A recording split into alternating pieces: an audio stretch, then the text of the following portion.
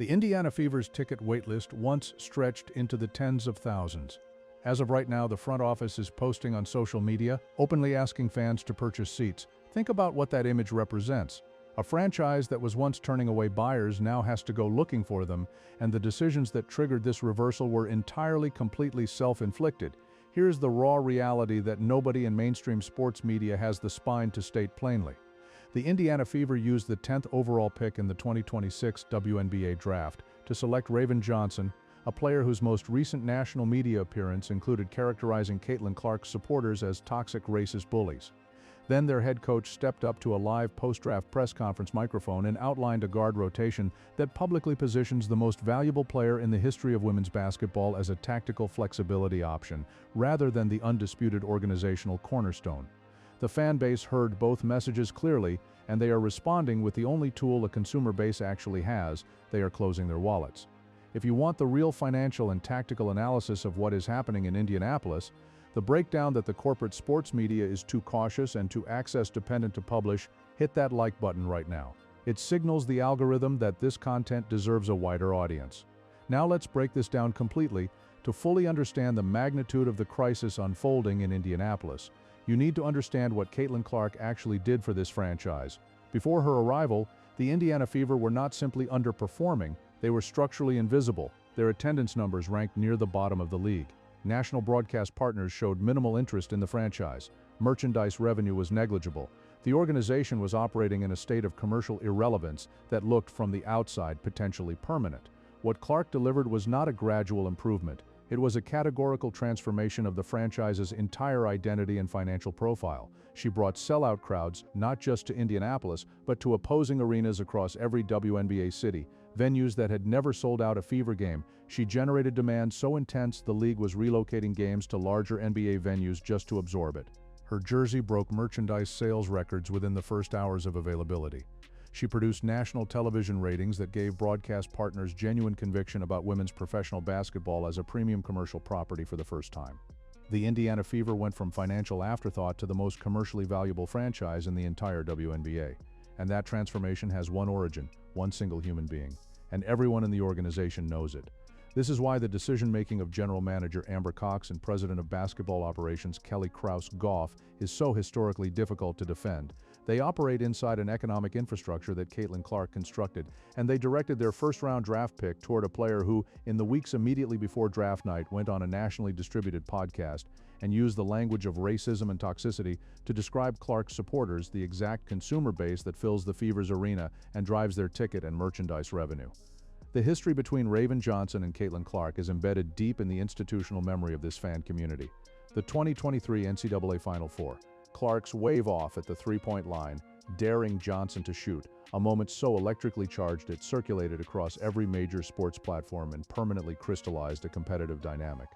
That kind of basketball rivalry is something fans can process.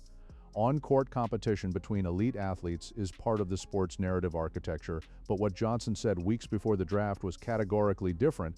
She went on a national podcast and characterized Clark's supporters using language that connected fan behavior to racism.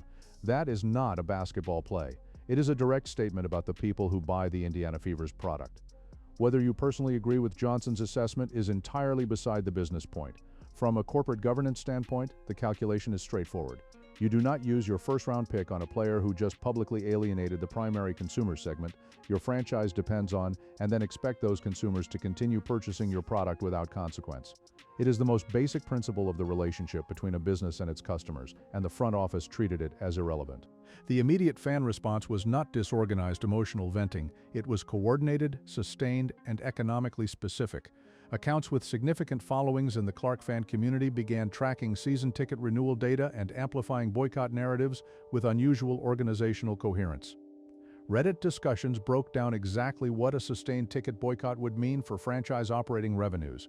X threads cataloged the specific decisions, the draft pick, the podcast context, the post-draft messaging, and framed them as a connected pattern of organizational negligence, not isolated missteps.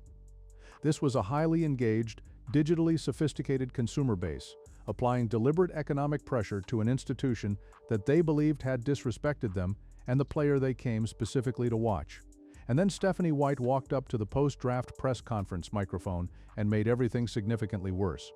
When a reporter asked directly about the guard rotation with Johnson now in the mix, White described a framework that activated every alarm in the existing fan base simultaneously. She identified Ty Harris as a combo guard. She called Johnson a true point guard who thrives with the ball in her hands. She characterized Caitlin Clark as a player who can play on and off the ball, and connected that framing to the idea of giving Kelsey Mitchell more opportunities to rest. At no point in no single sentence of that press conference answer did she say the one thing that would have de-escalated the entire situation: Caitlin Clark is our point guard, and the entire offense is built around her. That omission was not processed as neutral by the fan base. Many of you watching this video picked up on exactly that the moment the clip circulated, and what you concluded is analytically correct. The basketball case against moving Clark off the ball is not sentiment, it is empirical data. Clark's presence at the point guard position creates what analysts have accurately described as a gravitational anomaly in opposing defensive schemes. Her ability to hit three-pointers from 30 feet consistently across multiple WNBA seasons forces opposing coaching staffs to deploy defensive resources in areas of the floor that conventional schemes simply never address. That pressure does not just affect Clark's individual production, it cascades throughout the offense, creating uncontested paint access for forwards and wide-open corner opportunities for perimeter players, including Kelsey Mitchell herself. When Clark moves off the ball and runs baseline actions as a spot-up shooter, that gravitational pressure disappears entirely. Opposing defenses return to standard positioning, the downstream offensive benefits for teammates vanish. The performance data from Clark's WNBA career confirms this pattern with enough consistency that the analytically engaged segment of the fan base can cite it from memory. When they hear White describe a rotation that voluntarily removes that system, they are not reacting to a hypothetical. They are reacting to documented statistical evidence about what that tactical decision produces on the scoreboard. Now let's talk about who exactly is executing this boycott, because understanding the composition of this fan base is critical to understanding why the front office's apparent confidence in weathering the storm is so profoundly misplaced. The Indiana Fever's current core supporters are structurally unlike any franchise's traditional consumer community. These are not fans who attended games at Gainbridge Fieldhouse through losing seasons, building the kind of unconditional loyalty that sustains franchises through turbulent front office decisions. These fans arrived for one specific reason, and that reason wears number 22. Their loyalty is not to the organization, it is to a person. And that means it is portable in a way that traditional franchise loyalty simply is not. Sports economists have a concept called brand lock-in, the phenomenon where fans who formed their attachment to a franchise before any specific player defined their experience will absorb poor management decisions because their identity is embedded in the team itself. Chicago Cubs fans sell out Wrigley Field in losing seasons. Dallas Cowboys merchandise moves regardless of playoff performance. That lock-in exists because the emotional connection preceded the current roster. Clark fans do not have that lock-in. They have no emotional debt to the Indiana Fever as an institution. They will not purchase tickets to watch Raven Johnson run point guard actions while Clark spaces the floor in the corner, and they will not congratulate the front office for delivering a satisfying product afterward. The silence in the season ticket renewal pipeline is the front office's first real encounter with what that difference means financially. It will not be the last. Before we get into the full financial and league-level consequences of what the Fever just set in motion, drop your take in the comments right now. Do you think Amber Cox and Kelly Krouse Goff course correct before the season opens? Or is this a front office too insulated from reality to read what is happening to their revenue pipeline? The most analytically engaged community in women's basketball is right here in these comments. Let's hear what you're actually thinking. Let's zoom all the way out, because what is happening in Indianapolis has consequences that extend to every franchise in this league, every broadcast partner, and the league office itself. The WNBA secured an 11-year media rights deal valued at over $2.2 billion. That figure was not generated by a spreadsheet analysis of the league's historical viewership performance. It was generated by projection models built around Caitlin Clark's trajectory, her demonstrated ability to pull audiences that had never previously engaged with women's professional basketball, her demographic reach across age groups and markets that the league had been unable to penetrate for decades, her capacity to generate sustained national interest in a product that had previously operated in a niche commercial ecosystem. The networks did not pay a premium for the WNBA as an abstract institution. They paid for a specific athlete's measurable ability to produce premium audiences. That distinction matters enormously to what happens next. If the Indiana Fever implement a tactical system that demonstrably reduces Clark's offensive centrality, lower assist numbers, reduced usage rate, diminished gravitational effect on opposing defenses. Those changes appear in the performance data the network analytics departments are watching in real time. Advertisers operating on audience measurement structures notice when the athlete they priced into their media buys is producing reduced visibility, and when that conversation travels from network performance analysis to league headquarters, the financial reverberations are not abstract concerns. They are concrete, contractual, and compounding. The Indiana Fever's front office is not making a localized basketball decision. They are making a decision with direct downstream consequences for the commercial architecture the entire league just built its future around. Now let's hold the specific decision makers accountable, because accountability is what this channel exists to provide. Amber Cox and Kelly Krouse Goff appear to be operating on an assumption about professional sports consumers that has destroyed franchises in every major league. The belief that fan loyalty to the sport itself will override rational assessment of whether the product is worth purchasing. The traditional franchise economics model counts on fans absorbing organizational decisions they disagree with because their identity is connected to the team. We established why that model does not apply to this fan base. But there is a second layer to this miscalculation that is equally consequential. The Caitlin Clark consumer community is among the most analytically sophisticated fan bases in modern sports. These are not passive consumers waiting to be told what to value. They track efficiency metrics. They understand possessional basketball economics. They can articulate the difference between Clark's on-ball and off-ball offensive impact with the vocabulary of someone who has been studying the data for 2 seasons. You cannot manage this community with ticket discount codes and social media promotions asking for support. The front office discovered that the hard way this week when those promotional posts were met with the specific, organized, documented silence of a fan base that had already decided what message to send. If this channel's commitment to going where the mainstream analysis refuses to go and delivering the financial and tactical truth that the access-dependent corporate media cannot afford to publish is the reason you keep coming back, consider joining as a member. Your support is what makes it possible for us to keep doing the research this story demands. Hit that join button below and be part of what keeps this analysis going. The Players Association is watching this crisis with its own specific set of concerns that connect the Indianapolis situation to every player in this league's financial future.